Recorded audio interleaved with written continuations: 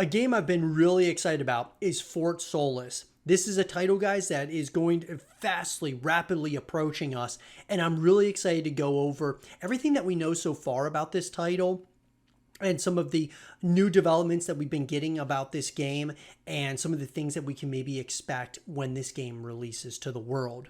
Let's talk about it. So guys, this is going to be an article that is coming to us from Mark Delaney of GameSpot. There's just something timeless about an abandoned space station hiding secrets.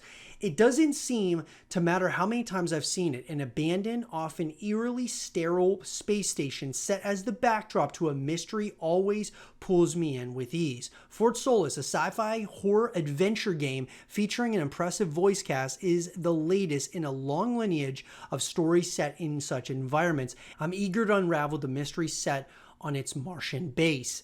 Despite being billed as an indie game from Studio Fallen Leaf, Fort Solis feels much bigger. This is owed to its reveal at Summer Games Fest 2022. Beautiful visuals in Unreal Engine 5 and a star-studded cast which include Roger Clark and Troy Baker, who portrayed the main characters in Red Dead Redemption 2 and The Last of Us respectively, as well as the Last Kingdom actress Julia Brown. Now, that audio-visual experience is important for a game like this, which is billed as Dead Space meets Duncan Jones's Moon. Atmosphere is key on an unnervingly tranquil fort far from Earth, and Fort Solis looks to seriously deliver in that regard. Combining its audio-visual feats with its over-the-shoulder presentation, it would be easy to mistake it for the next big PlayStation exclusive. Now, what I will say, guys, is yes, it definitely has Dead Space vibes to it. I've kind of brought that expectation down a little bit. And the reason being is because when we first got the initial trailer, the announcement trailer at Summer Games Fest, it really gave everyone, for sure, those vibes of Dead Space and the Callisto Protocol.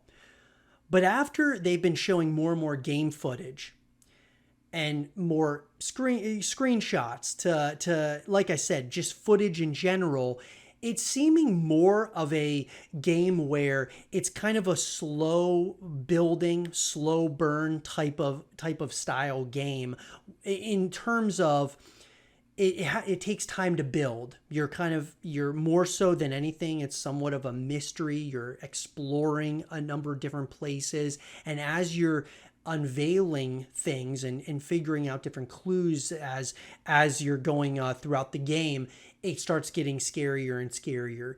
And not that that's a bad thing, because actually it could be something that's super effective. Seems like there's going to be a lot more exploration in this than, say, a game like Dead Space or the Callisto Protocol, where it's a little bit more linear. This feels like more open, not maybe like a full open world or something, but it just feels more open after seeing what's more recently come out about the game. So the game slow crawls through its opening hour, giving players the freedom to explore each room across multiple buildings, poring over notes, videos, and personal computers in a style similar to a Quantic Dream or Telltale game.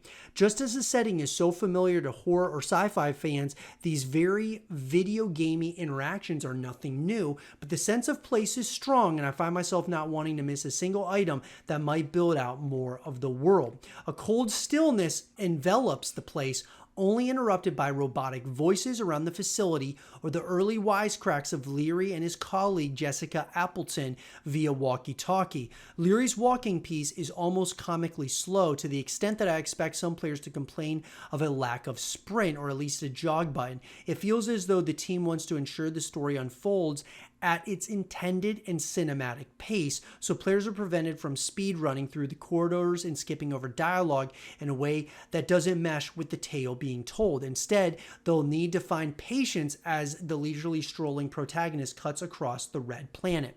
So what I'll say about that, guys, is I got that vibe for sure as we've seen more developments in terms of Fort Solis. I am really excited about this, and what is really intriguing about it, I will say that I'm not as excited for this game as I used to be when the game was first announced, just because I was thinking that, hey, the more games like Dead Space, the better.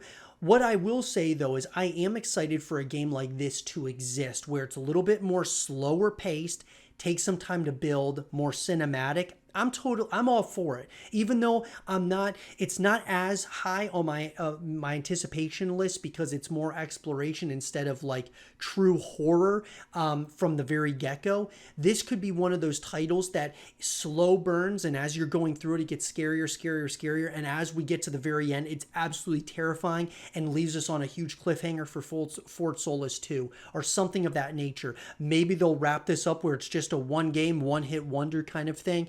But I have a feeling, based on what I've seen with how great the graphics are, this is an idea that they want to turn into a long-withstanding franchise. This wildly slow start starts to pay off, though, as its real purpose soon becomes obvious. As Leary and Appleton chit-chat during his sweep of the area, their jokes and time-wasting soon turn to genuine concern. Leary comes upon blood trails, sabotage doors, and more I won't spoil here. The game's first hour, snail-paced as it is, suddenly breaks away in an instant and reveals a darker, more frantic reality. Like a supercar going 0 to 60, Leary discovers he's not alone at all. The most intriguing part of all this is how, after the first chapter, I have no real idea whether this threat is supernatural, human, or something else. Is it poisonous flora, hostile aliens, shady capitalists, with only a few minor hints of what's to come, none of which I feel I should say here. My mind is racing with the possibilities. It feels like it could go in many directions. Above the so far stellar performances and gorgeous visuals, it's this element that has me most captivated. What exactly is on Fort Solis?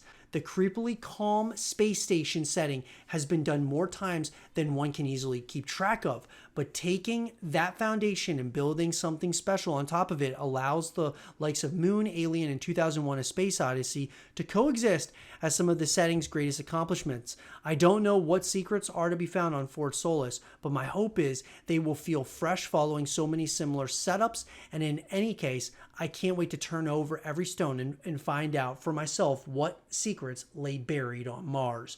And guys, I'm very excited to see what's buried on Mars as well. I'm really excited to see where they go with this.